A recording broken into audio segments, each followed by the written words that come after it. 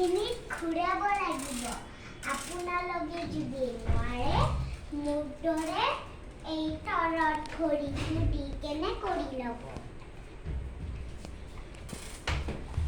আৰু এইবাৰ বনাম